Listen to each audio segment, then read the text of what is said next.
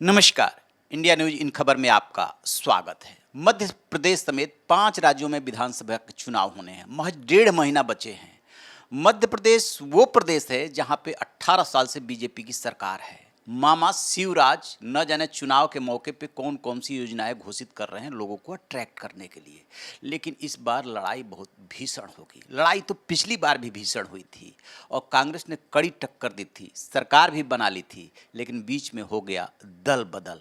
इस बार क्या होने वाला है? ग्वालियरपुर से विधायक हैं सतीश सिकरवार, उनसे बात करेंगे ग्वालियर के बारे में, बात करेंगे ग्वालियर और चंबल संभाग के बारे में कि इस बार क्या स्थिति रहने वाली है। जी नमस्कार। नमस्कार। ग्वालियर के बताइए पहले। देखो, ग्वालियर में शहर और ग्रामीण मिला के 6 सीटें हैं।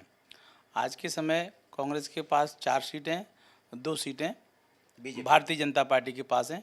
जब चुनाव से पहले 18 में चुनाव हुआ था तो 5 सीटें कांग्रेस के पास थी, 1 सीट मात्र भाजपा के पास थी।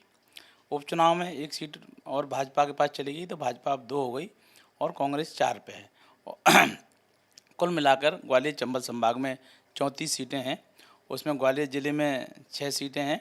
और इस बार का जो चुनाव होगा बड़ा ही रोचक चुनाव होगा, क्योंकि इस बार का चुनाव भारतीय जनता पार्टी और जनता के बीच में चुनाव है। कांग्रेस के साथ जनता खड़ी है और शिवराज जी की जो योजना है उन योजनाओं पर जनता को भरोसा नहीं है, क्योंकि पिछले 18 सालों में इन्होंने 21,000 घोषणाएँ की हैं। उसमें 21 घोषणाओं पर भी पूरा अमल नहीं हुआ है। लोग इनको घोषणा वीर मुख्यमंत्री भी कहते हैं। जो आए सो किसी की भी घोषणा कर देते हैं, लेकिन उसके बाद ये भूल जाते हैं कि मैंने क्या घोषणा की है। तो इसलिए जनता का भरोसा शिवराज जी से उठ चुका है और जनता इस बार कांग्रेस के पक्ष में, बदलाव के पक्ष में, जनता बदलाव चाहती है और जनता पूरी तरह इस बार कांग्रेस की सरकार बनाने के लिए मन बना चुकी है। इस बार जो 34 सीटें इस संभाग में दोनों में है, ग्वालियर और चंबल संभाग में, तो पहले 2018 का चुनाव हुआ था तो 26 सीटें मिली थी। उपचुनाव में एक आध सीटें चली गई उधर। क्या स्थिति रहने वाली है इस बार? देखो, इस बार 26 से अधिक सीटें जीतेंगी। मेरे को लगता है इस बार ग्वालियर चंबल संभाग में 28 से 30 सीटों का आंकड़ा जो हमारे पास आंकड़ा है वो कांग्रेस 28 से 30 सीटें जीतेगी।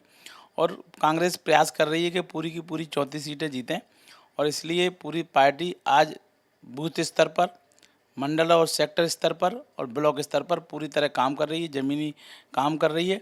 और आज कांग्रेस का जो संगठन है पूरी तरह इसमें लगा हुआ है और निश्चित रूप से जिस प्रकार की रचना माननीय हमारे प्रदेश के पूर्व मुख्यमंत्री, कांग्रेस के प्रदेश अध्यक्ष और भावी मुख्यमंत्री कमलनाथ जी ने जिस प्रकार योजना बनाई है, हमारे बूथ, बूथ के बाद सेक्टर, सेक्टर के बाद मंडल, मंडल के बाद ब्लॉक, वो योजना कारगर होगी।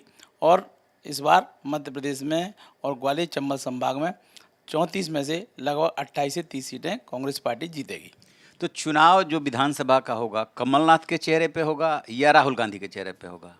नहीं, राहुल गांधी जी तो हमारे सबके नेता हैं, लेकिन मध्य प्रदेश में जो चुनाव है वो कमलनाथ जी के नेतृत्व में होगा। राहुल जी का चेहरा होगा और निश्चित रूप से वो तो हमारे आइकॉन हैं ही और हमारे पार्टी के वरिष्ठ नेता हैं, उनको वो आदर और श्रद्धा के केंद्र हैं ही। लेकिन मध्य प्रदेश में से कमलनाथ जी एक फ्रेम है और कमल जी के नेतृत्व में चुनाव होगा। निश्चित रूप से कांग्रेस की सरकार बनेगी। जनता कमलनाथ जी के साथ खड़ी है। अच्छा, विधानसभा चुनाव के थोड़े दिनों बाद, आप लगा लीजिए कि 3-4 महीने बाद लोकसभा का चुनाव होगा, तो जो माहौल है उस माहौल में ऐसी स्थिति बन रही है क्या कि इस बार विधानसभा में कमलनाथ और लोकसभा में मोदी? कुछ हवा जो शहर का हमने भांपा, देखा, सुना, कुछ लग रहा है उसमें से ऐसी ही कुछ खुशबू आ रही है?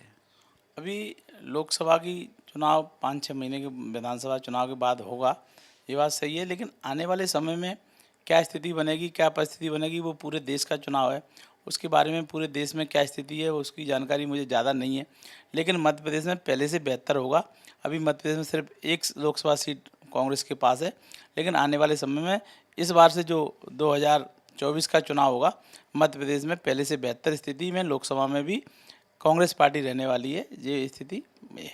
अच्छा, एक बात आप मानते हैं, आप बीजेपी में भी लंबे समय तक राजनीति किए, कांग्रेस में की राजनीति कर ही रहे हैं, कि चेहरा सामने होने से आदमी को डिसाइड करने में आसानी हो जाती है। जैसे अभी आपके 3 राज्यों की बात करें, उत्तरी भारत के, मध्य प्रदेश, राजस्थान, छत्तीसगढ़, तो तीनों के चेहरे सामने हैं। और लोकसभा चुनाव की बात करते हैं तो कोई चेहरा नहीं है। इसका भी तो फर्क पड़ता होगा, जैसे विधानसभा चुनाव वैसे लोकसभा चुनाव। नहीं, निश्चित रूप से लोकसभा में इस बात का फ़र्क जनता महसूस करती होगी, लेकिन अभी जो चुनाव 5 राज्यों में होगा, मान लगभग सभी राज्यों में पहले से ही चेहरे हैं और उन चेहरों पे ही चुनाव होगा। और सरकार का भी इस नज़रिया है कि सरकार जिस प्रकार जो पांचों राज्यों में सरकार हैं वर्तमान में, चाहे वो कहीं भी हों, लेकिन सरकार के जो नज़रिया है, सरकार का जो काम है, जनता उसको के लेकर ही वोट देती है। जिस प्रकार मध्य प्रदेश में घोषणाओं की जो वो हुई है और लगातार महंगाई की वृद्धि हुई है, महंगाई के बाद हमारे जो नौजवान हैं सबसे ज़्यादा अपने आप को नौजवान छला हुआ महसूस कर रहा है। लगातार जितने घोटाले हुए हैं, अभी तक जितनी भी परीक्षाएं हुई, नौजवानों को मौका नहीं मिला, परीक्षा हुई नहीं। फिर परीक्षा हुई तो वो घोटालों की भेंट चढ़ गई, चाहे वो पटवारी हो, चाहे पुलिस भर्ती परीक्षा हो।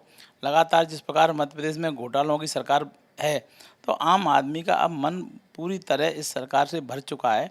और जो चुनाव होगा मध्य प्रदेश का, वो सरकार के खिलाफ पूरा एकजुट होकर आम जनता का चुनाव होगा। और लोकसभा का चुनाव किस प्रकार होगा, लोकसभा की स्थिति अभी हम कह नहीं सकते। अभी जो चुनाव हो जाएंगे 5 राज्यों की क्या स्थिति बनेगी, उसके बाद लोकसभा की स्थिति स्पष्ट होगी। अभी लोकसभा के बारे में कहना बहुत जल्दबाजी हो। अच्छा बताइए कि इस बार मध्य प्रदेश में इशू क्या रहने वाला है, किन मुद्दों पे कांग्रेस जो है चुनाव लड़ने जा रही है कि ये हमारे मुद्दे होंगे। जैसे देखिए, उनकी लाडली योजना है, तो उस नारी सम्मान योजना कमलनाथ ने ऐलान किया है। कर्नाटक वाली सारी गारंटी यहाँ भी देने की कोशिश हो रही है। तो यही मुद्दे होंगे या और कुछ? देखो, जो जनता के मुद्दे हैं वो अलग हैं।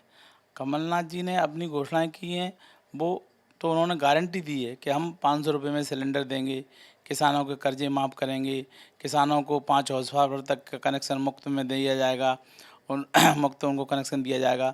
और हमारी नारी सम्मान योजना है, ये सब गारंटी वाली योजना है और सरकार आएगी तो हम उस समय करेंगे। लेकिन जो जनता का अभी फोकस है वो है भ्रष्टाचार, महंगाई और बेरोजगारी। ये 3 मुद्दे ही ऐसे हैं कि जिनसे आम जनता का एकदम उसमें इन्वॉल्वमेंट है। आम आदमी परेशान है महंगाई के चलते। आज टमाटर का भाव हो रहा है, दाल दलहन तेल में क्या भाव हो रहा है, तो आम आदमी 2 वक्त की रोटी नहीं खा पा रहा। ऊपर में मध्य प्रदेश में जो भ्रष्टाचार व्याप्त है, बिना पैसे के बिना रिश्वत के कोई काम नहीं होता, तो मध्य प्रदेश भ्रष्टाचार का भी एक बहुत बड़ा अड्डा बना है।